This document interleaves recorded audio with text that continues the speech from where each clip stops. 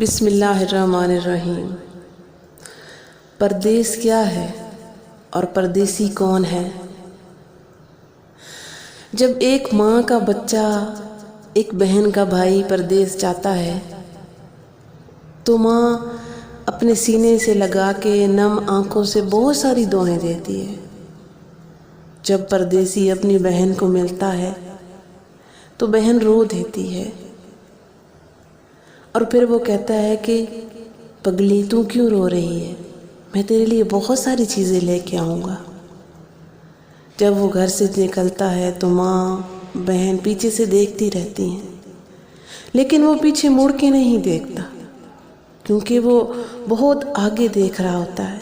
माँ को फिक्र लाख होती है कि मेरा लाल खाना कैसे खाएगा, क्या भूखा तो नहीं सो जाएगा, उसके कपड़े कौन धोएगा, क्या मैले तो नहीं पहने रखेगा।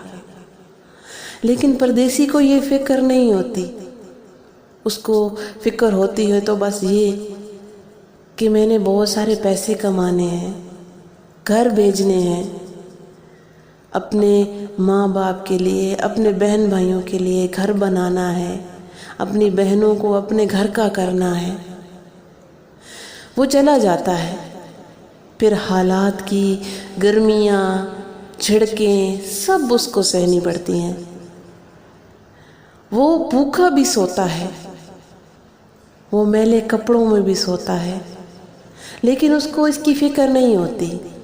उसको फिक्र होती है तो सिर्फ इस बात की कि घर में मेरी माँ, मेरे बहन भाई हैं, मैंने उनके लिए पैसे भेजने हैं।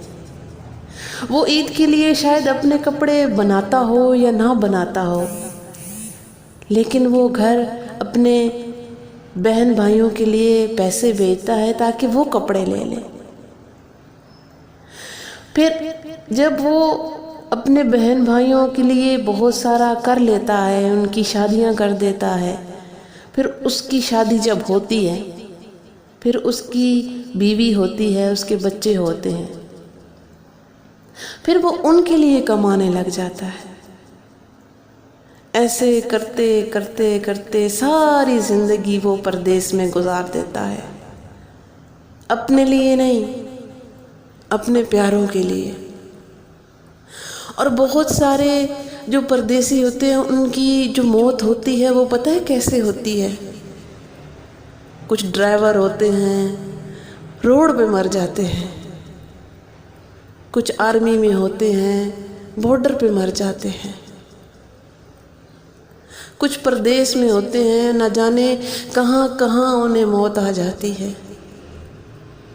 फिर कई कई महीनों वो वहाँ पे पड़े रहते हैं। वो अपने लिए नहीं जीते, जीते हैं तो अपने प्यारों के लिए जीते हैं। सब परदेसियों को मेरा सलाम।